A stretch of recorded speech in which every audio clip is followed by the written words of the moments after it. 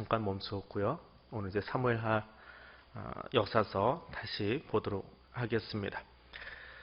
사울의 가문이 다 망하고 다윗의 이야기로 들어가는 그 중간 다리, 이미 시작은 했지요. 시작은 했는데 그 다리 역할을 하는 곳이 1장에서 4장까지의 이야기입니다.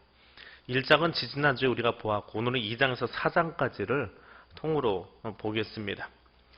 길보아 산에서 사울과 요나단이 죽습니다. 그리고 그 사울의 죽음을 아말렉 청년이 와서 다윗에게 알려주지요. 다윗에게 허위보고를 하고 왕으로 추대하는 것처럼 행동하려고 사울의 왕관과 손에 끼었던 팔찌를 가져와서 다윗에게 줍니다. 그런데 그것을 다윗이 칭찬하는 것이 아니라 오히려 애도하고 아말렉 청년을 죽이지요. 그러면서 1장이 시작을 합니다. 자, 이제 일어날 일이 무엇일까? 정권이 바뀝니다. 사울이 정상적인 절차에 의해서 왕위를 물려주는 것이 아니라 비정상적인 방법으로 왕권이 넘어가고 있습니다. 그러면 정치권은 불을 보듯 뻔합니다. 이압 집산이 벌어집니다. 우리도 이미 경험했지요. 대통령 탄핵이라고 하는 사건 이후에 얼마나 정치인들이 이리 뛰고 저리 뛰고 이합 집산을 하고 있는지 지금도 보고 있습니다.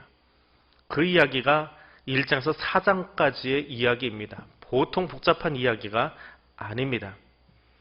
사울은 북쪽 지파를 대변하는 그런 왕이었습니다. 베냐민 지파의 왕이기는 하지만 북쪽 사람들의 추대를 받았던 사람입니다. 그리고 다윗은 남쪽의 지파, 사실은 유다 지파를 대변하는 왕입니다. 정치적인 이야기입니다. 하나님이 세우신 기름 부으셨다라고 하는 이야기를 빼놓고 그냥 정치적인 판을 놓고 보면 북쪽과 남쪽의 대결이 지금 1장에서 4장까지 이어지는 이야기입니다. 7년 6개월 동안을 통일왕국의 왕이 아니라 반쪽 왕으로 존재를 합니다. 그 7년 6개월 사이에 벌어지고 있는 혼란의 이야기를 볼 수 있습니다. 다윗이 하나님께 기도합니다. 내가 헤브론으로 올라가서 유다의 왕이 되는 것이 좋습니까? 하나님이 허락을 하시고 두 아내 아히노암과 아비가일을 데리고 헤브론으로 올라간다라고 하면서 2장이 시작됩니다. 그리고 다윗은 북쪽 지파를 끌어안기 위해서 2장에서 외교 정책을 하나 펴니다. 외교적인 일을 잘 해놔야 그 다음에 나라가 섭니다. 주변 국가의 관계들을 바로 해야지요. 더군다나 다윗은 북쪽 지파의 허락을 아직 받지 못한 상황입니다. 그래서 유다의 왕으로 아직은 남아 있습니다. 근데 북쪽 지파를 끌어안기 위해서 다윗이 제일 먼저 건드리는 곳이 어디냐 하면 길르앗 야베스입니다.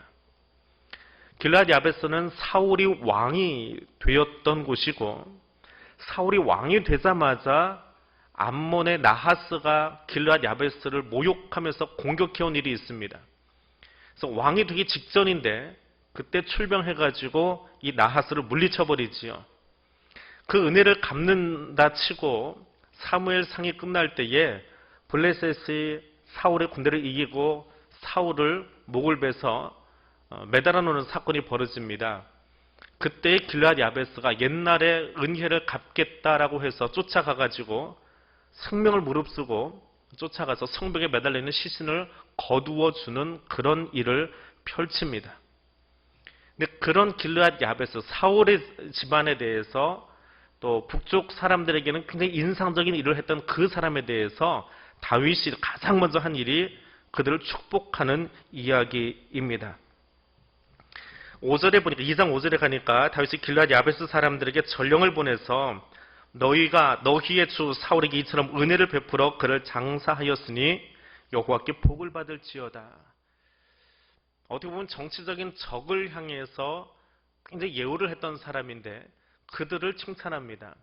그들에게 하나님의 은혜를 구하고 있습니다. 이것이 다윗의 모습입니다. 여기 나오는 다른 사람들처럼 그렇게 혼란스러운 정치 속으로 들어가는 것이 아니라 기도해야 될 자리, 축복해야 될 자리, 그 자리에만 지금 다윗이 서 있습니다. 물론 그 자리에 끝까지 있었으면 훨씬 좋았겠지요. 나머지 이야기는 조금 더 뒤에 해드리겠습니다. 또 하나는 다윗과 사울의 가문의 싸움의 이야기가 계속해서 나오고 있습니다. 재미있는 것은 2장에서 4장까지 나오는 다윗과 사울의 가문 싸움에 다윗도 그리고 사울의 아들인 이스보셋도 전면에 등장하지 않습니다.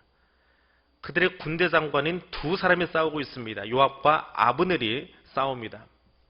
기브온이라고 하는 동네에 모여서 양쪽 진영의 중간에 있는 동네인데 거기 모여서 전쟁을 벌입니다. 이게 전쟁을 어떻게 하기로 했느냐 하면 2장 15절에 가니까 양쪽에서 12명씩 사람을 뽑아가지고 청년들을 뽑아가지고 싸움을 하게 하자. 그리고 그 결과대로 순복하자라고 하는 것입니다. 이 고대 전투는 요즘처럼 전면전으로 치닫지 않습니다. 그냥 장수들이 앞에 나와서 칼싸움 몇 번 하다가 내가 졌어 하면 나머지 군대는 칼 내려놓는 게 고대 전쟁입니다.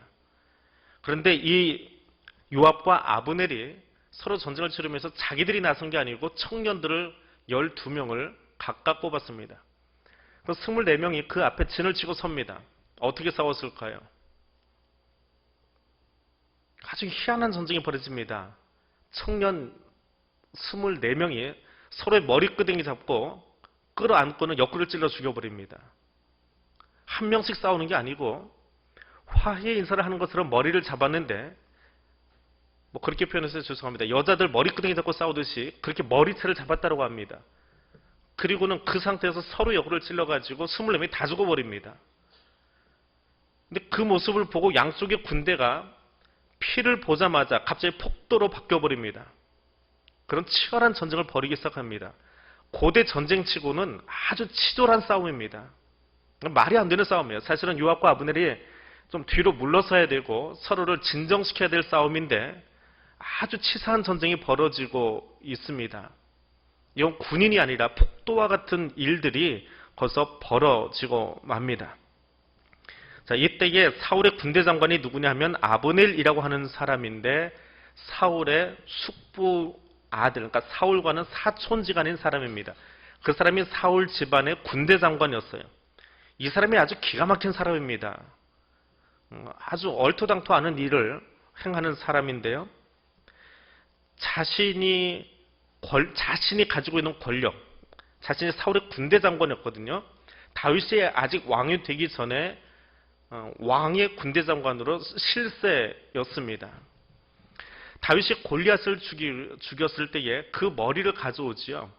그 다윗과 골리앗의 머리를 들고 사울에게 소개시켜준 사람이 이 아브넬입니다.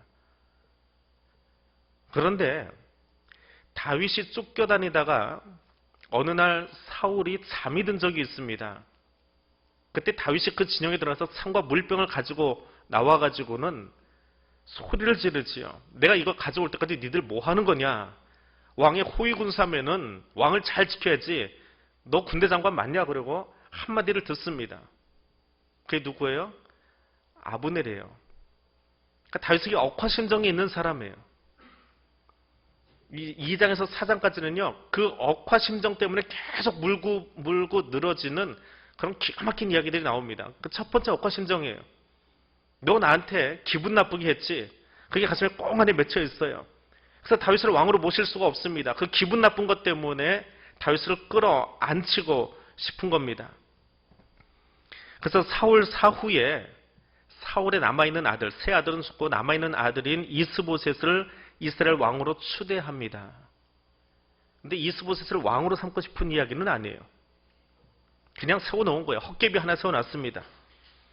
그래놓고는 기브온에서 다윗의 군대하고 싸웠는데 청년들 24명이 죽고 양쪽이 요압과 아브넬의 군대가 대표해서 싸움이 났는데 요압이 이깁니다.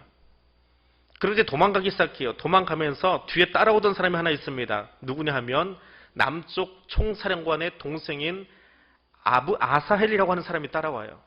그러니까 야 그만 좀 쫓아와라. 나 졌으니까 나 그만 싸울 테니까 쫓아오지 말아라. 쫓아오지 말아라 하는데 계속 따라옵니다. 그때 뒤돌아가지고 창을 휘두른 게 그 아사헬을 죽여버립니다. 누가 기분 나빠요 이제? 기분 나쁜 사람 하나 또 생겼지요. 요압이요. 아사헬의 형님. 기분 나쁜 게 하나 이제 거기 박혀 있습니다. 그거 이제 머릿속에 놔두시고요. 사실은 그런 기분 나쁜 게 머릿속에 있는 게 인간들의 치사한 이야기들입니다. 죄인들의 이야기예요. 자, 이 아브넬은 그렇게 도망을 가서 가만히 칩거하는 것이 아니고 사울의 후궁인 리스바를 취합니다. 그럼 리스바를 취하면 기분 나쁜 건 또 누구예요? 이스보셋이지요. 자기 작은 어머니를 취한 거니까. 후궁을 취한 거니까. 이 고대 근동은 우리나라 법은 아니고요. 고대 근동의 법은 왕이 죽으면 그 후궁들은, 왕의 후궁들은, 왕의 부인은 그냥 뭐라고 그러죠? 대왕 대비로 그냥 모시는 거고요. 후궁들은 그 아들이 다 임계를 합니다. 다 그렇게 표현해 봅니다. 인수인계를 해서 그 아들이 보살펴줘요. 그 후궁을 누가 이렇게 맡아서 보살피느냐, 그것이 그 다음 왕인 거예요. 그래서 여자들이 좀 물건처럼 취급이 되는 게 있습니다. 그런데 이스보셋이 마땅히 부양해야 될 그 리스바를 누가요? 아사엘이 데려다가 자기가 동침을 해버립니다. 자기가 사울의 후계자라는 거예요. 이스보셋은 헛개비가 되는 순간입니다. 그래 아무리 헛개비지만 이스보셋이 가만히 있겠습니까? 자기를 왕으로 추대해놓고 군대 장관으로 있는 사람이니까 야단을 치지요. 야단을 치나 마나 그냥 어차피 권력은 그리 넘어가 있습니다. 말은 할든 말든 너는 지져라 하는 식으로 이스보셋을 무시해 버립니다. 그 무시하는 그 내용 속에 아주 엉터리 그런 자기 나름 엉터리 신학이죠. 하나님의 이름을 빌어다가 자기 마음대로 해석해서 이야기하는 그런 이 아브넬의 모습이 있습니다. 자, 그런데 그 사울 왕의 아들에게도 버림을 받았고 이제는 군대가 요압에게 패전해서 힘도 없고 남은 건 뭐예요? 살아남아야 되잖아요. 비굴하게 짝이 없는 사람 중에 하나가 이 아브넬이거든요. 그래서 다윗에게 쫓아가서 두 왕조의 합병을 건의합니다. 하나로 만들자.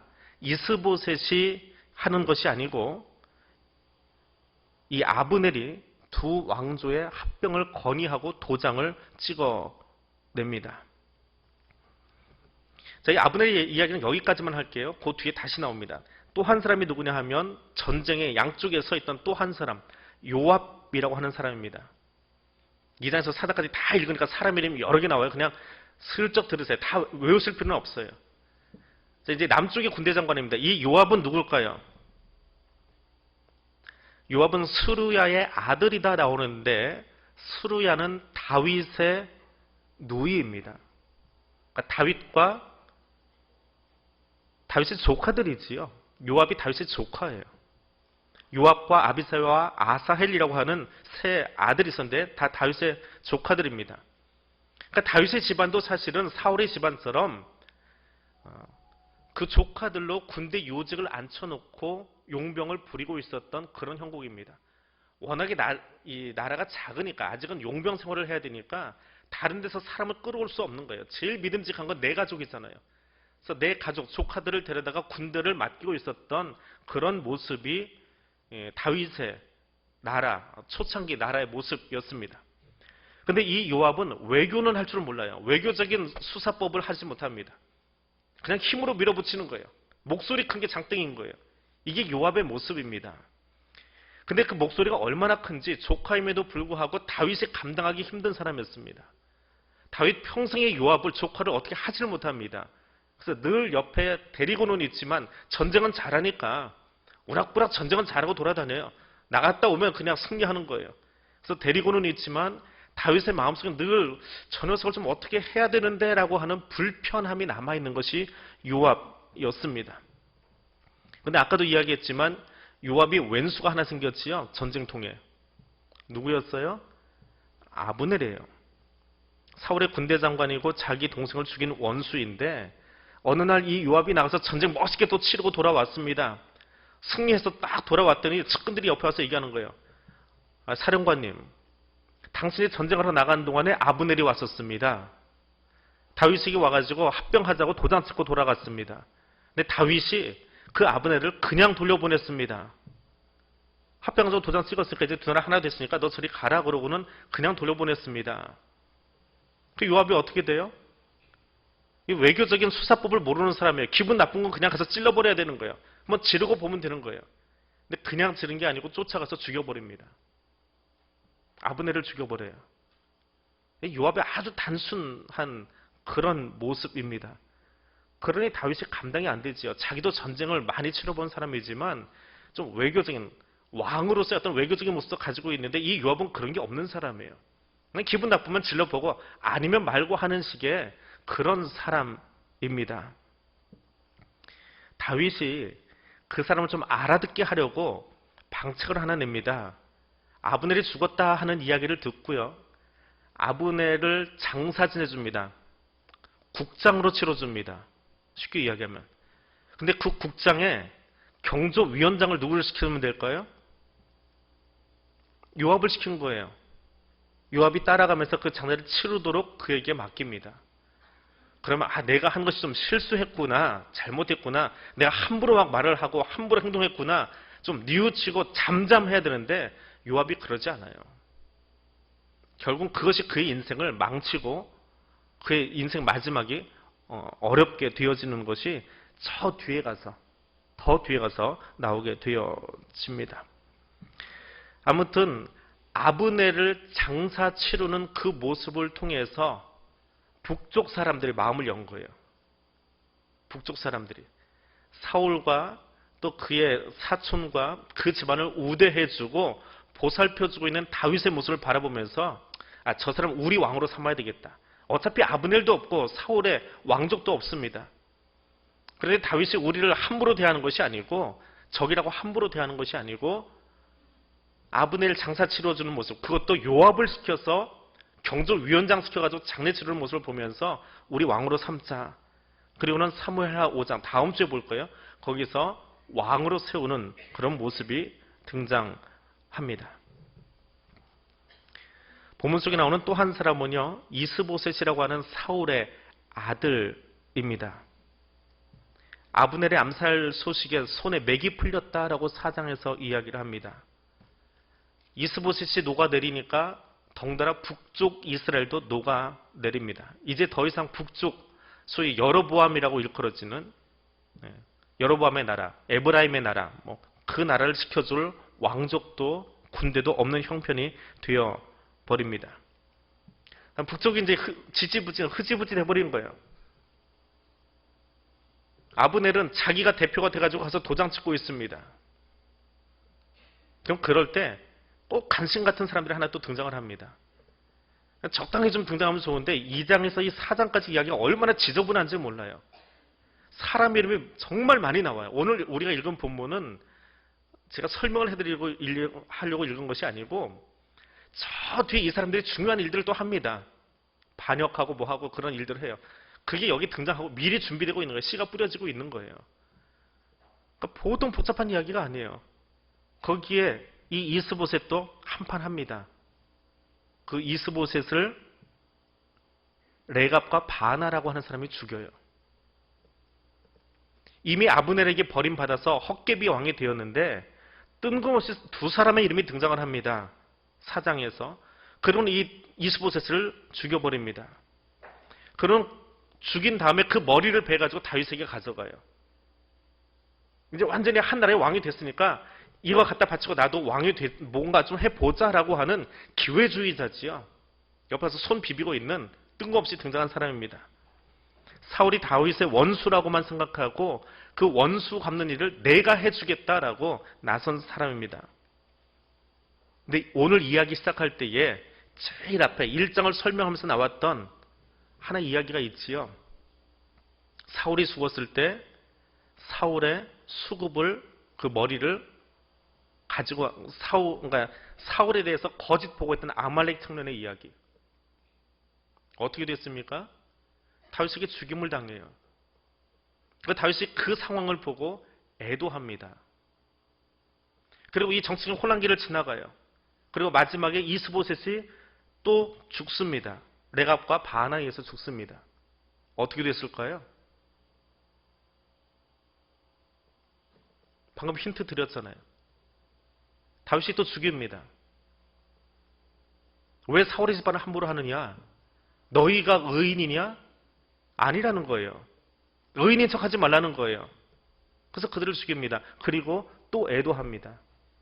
사울의 집안을 위해서. 그래서 1장에서 4장까지 양쪽에 있는 이야기예요.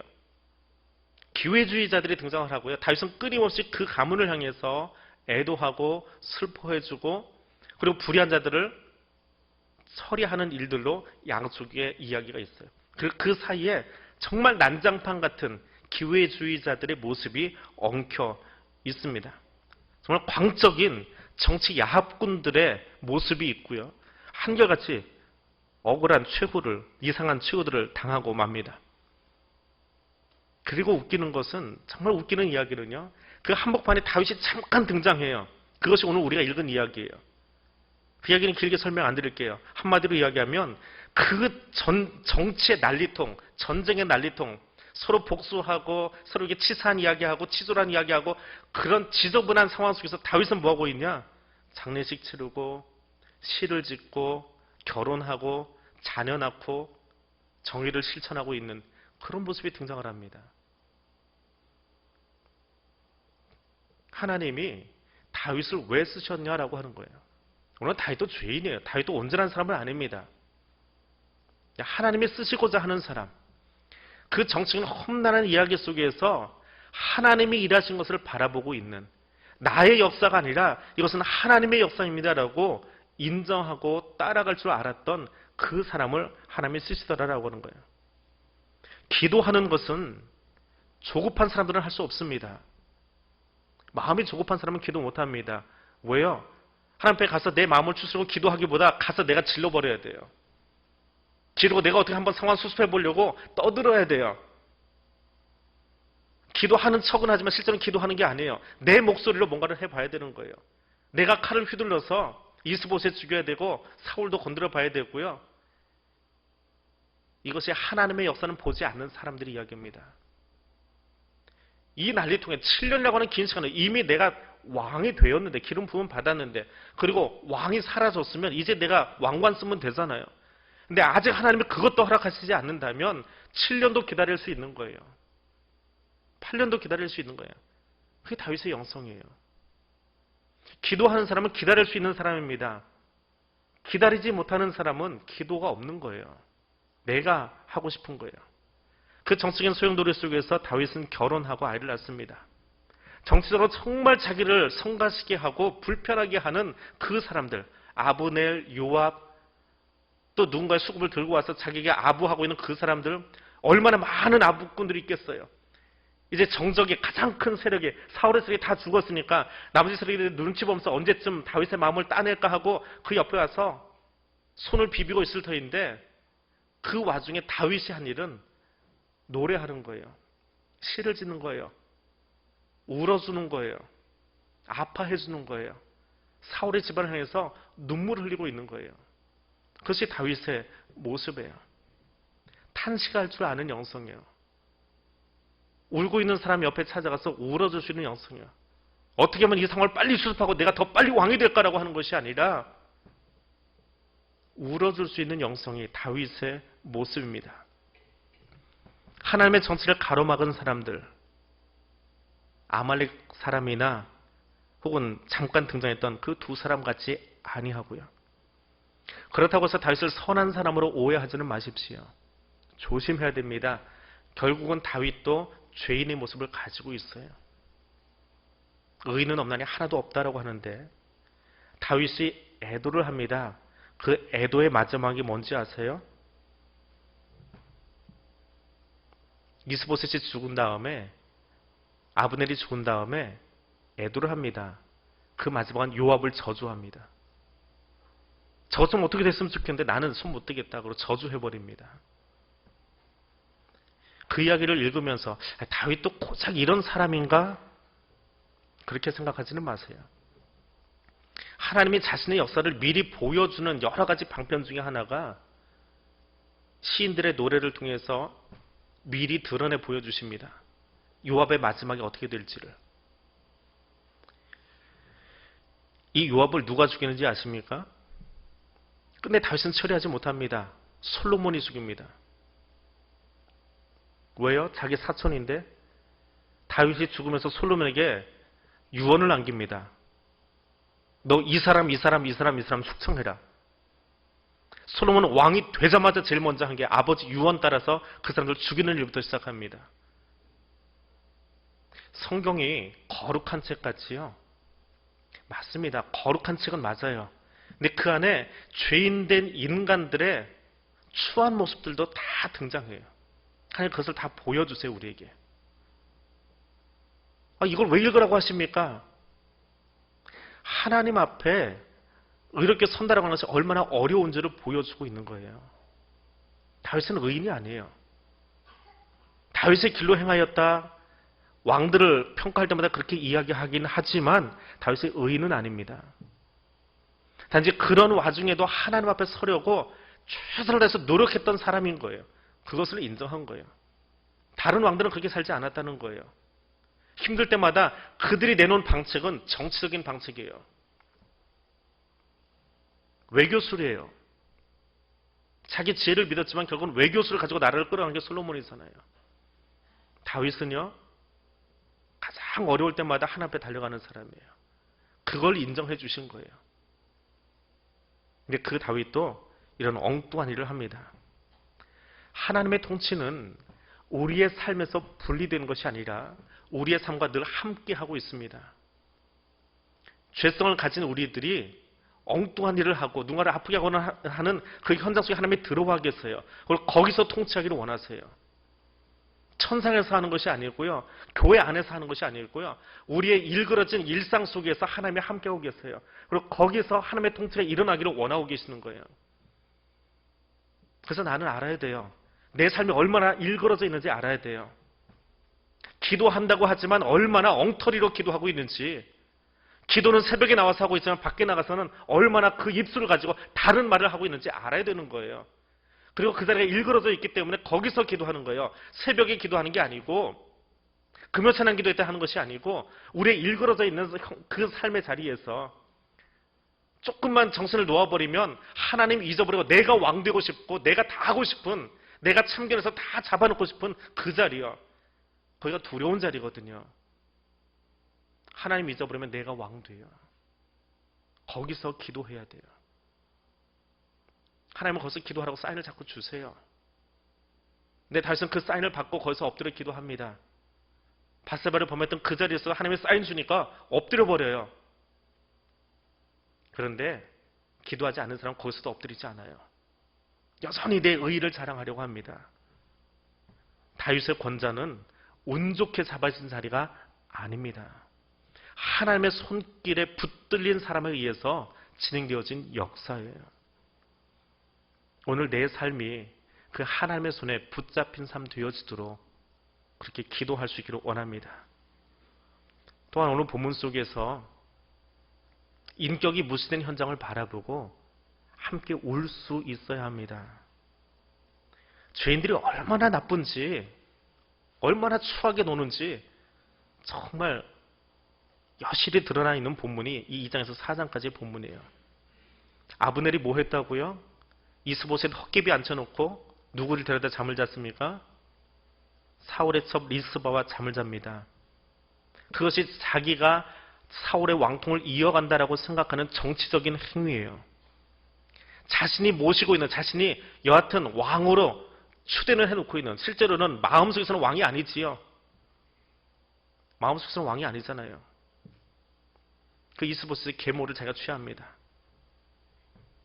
다윗은 얼마나 멋있는 사람이에요? 다윗도 똑같습니다. 아브넬이 도장 찍으러 옵니다. 우리 합병하십시다. 나 두 손 들겠습니다. 북쪽도 당신 가지십시오. 다윗이 뭐라고 합니까? 조건 하나 겁니다. 너 나한테 와서 도장 찍으려면 가서 미갈 데려와. 지금 미갈 어디가 있습니까? 자기가 광야 가 있는 동안에 사울이 그 사람 다른 사람한테 시집 보내버렸어요. 물론 자의로 결별한 사이는 아니지만 지금 다른 사람의 아내가 되어 살고 있는데 아브넬이 군대 장관이니까, 그래도 군대를 거느리고 있으니까 그 개인 집에 가서 뺏어오라는 거예요. 그래서 나한테 데려오라는 거예요. 아브넬 어떻게 합니까? 쫓아가서 미갈 데려와 버려요. 그 남편이 울면서 쫓아옵니다. 내 부인 왜 데려가냐고.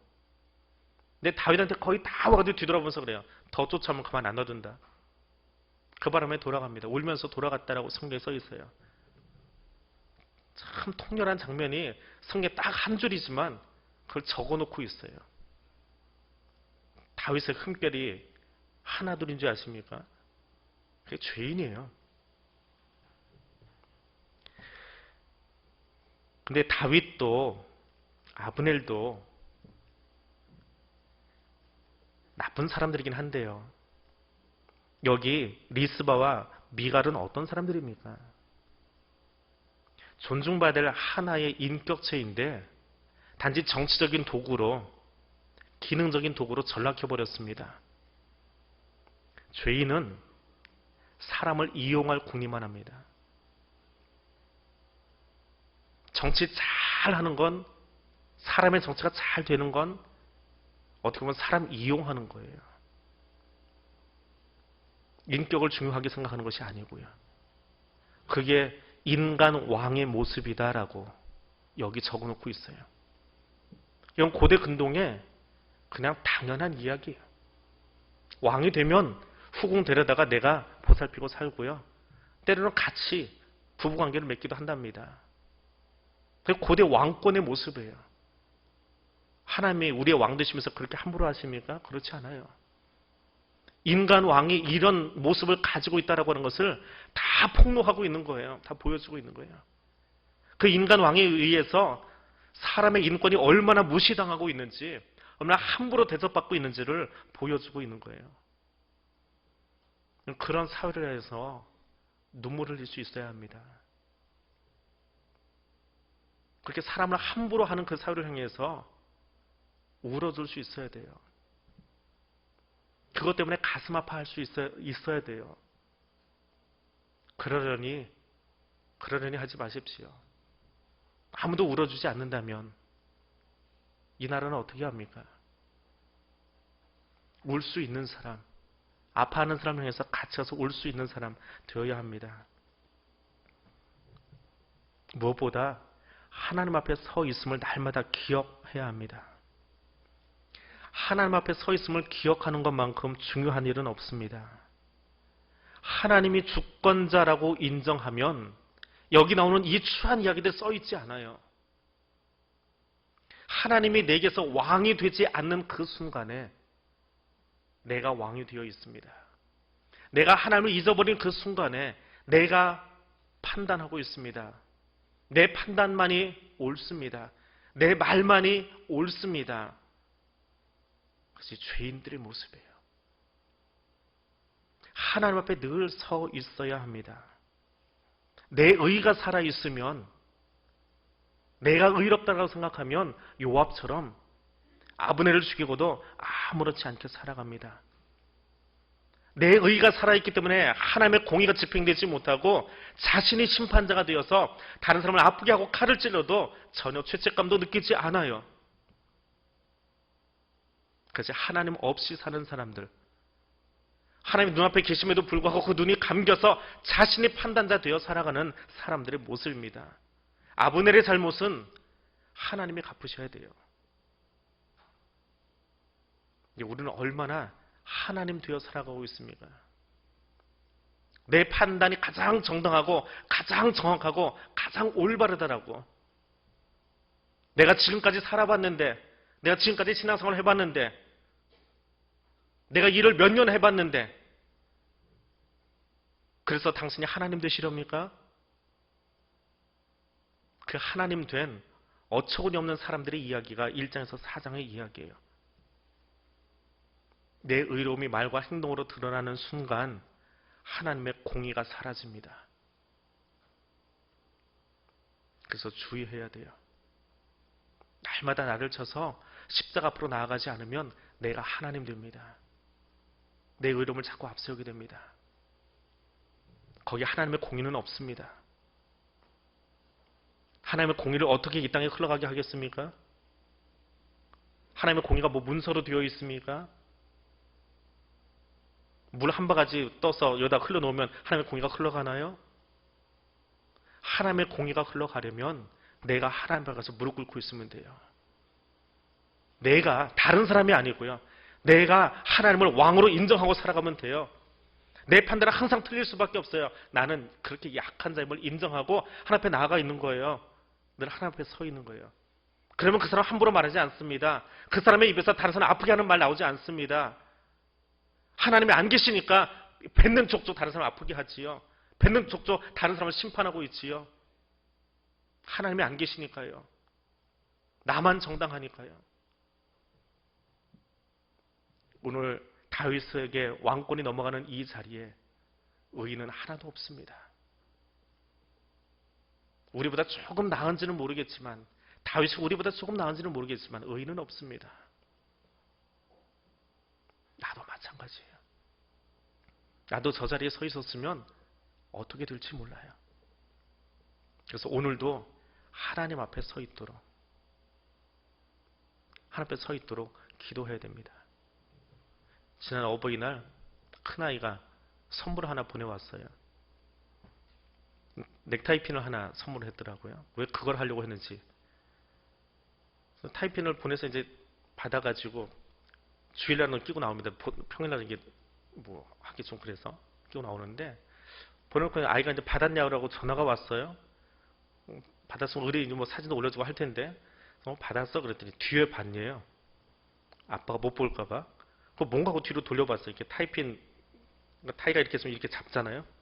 이 앞쪽 말고 이 뒤쪽에 제 가슴 쪽으로. 그걸 뭘 써놨나 봐요. 뒤로 돌려봤더니 아이가 그걸 새겨가지고 부탁을 해서 이제 거기서 작업을 했겠죠. 그걸 새겨가지고 보냈어요. 뭐라고 써 있을까요?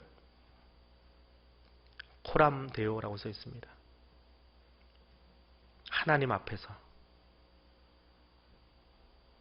타이핀도 참 예쁜데요. 그 타이핀을 여기다 꽂을 때마다 그 생각이 들어요. 이 녀석이 목사인 아빠보다 훨씬 더 낫다. 늘 하나님 앞에 서 있는 마음으로 여기다 꽂을 때마다 그 생각을 합니다. 제가 이 타이핀을 꽂을 때는 명치 앞에다 꽂거든요. 일부러. 잘못 때리면 명치가 좀 아프긴 한데 일부러 거기다 꽂아요. 내 중심이 하나님 앞에 섰으면 좋겠다. 대학 다닐 때 잠깐 그 비슷한 넥타이핀을 꽂고 다닌 적이 있습니다. 그게 망가져서 버리긴 했는데 그걸 내버리니까 딸이 다시 선물을 하더라고요. 하나님 앞에 서 있으라고요. 하나님의 음성 같기도 하고, 주일날 그 타이핀을 꽂을 때마다 두렵습니다. 내가 하나님 앞에서 오늘 말하고 있는지, 수시로 찾아오는 교인들에게, 성도들에게 내가 쉽게 내뱉는 말들이 하나님의 마음으로 전달하고 외치고 있는지 그날만큼 참 조심스러워요. 간혹 가슴을 쓸어내릴 때마다 그 타이핀이 손에 걸리면 조심스럽습니다. 하나님 앞에 서 있는 것을 잊어버리면 하나님의 공의가 사라집니다. 하나님 앞에 서 있는 그 사람 때문에 하나님의 공의가 흘러갑니다. 오늘도 하나님 앞에 서 있는 그 자세로 말하고 행동하고 바라보고 만날 수 있는 하나님의 사람들 될 수 있기를 원합니다. 우리 같이 기도하겠습니다. 하나님께서 역사의 주인됨을 아는 백성이 되기를 원합니다. 하나님이 역사의 주인이십니다. 내가 왕되려 하고 내가 으뜸되려 하는 그 마음들 내놓겠습니다. 이 땅의 위정자들이 하나님의 손을 경험하며 바라보며 치리할 수 있기를 원합니다. 대한민국의 모든 위정자들, 교회 모든 직분자들이 하나님 두려워하는 마음으로 그 하나님의 손을 경험하며 그 앞에 설 수 있기를 원합니다. 때로는 만지시고 때로는 때리시지만 그 손을 경험하며 나아갈 수 있기를 원합니다. 이 땅이 합력과 상승의 정치가 일어날 수 있기를 원합니다.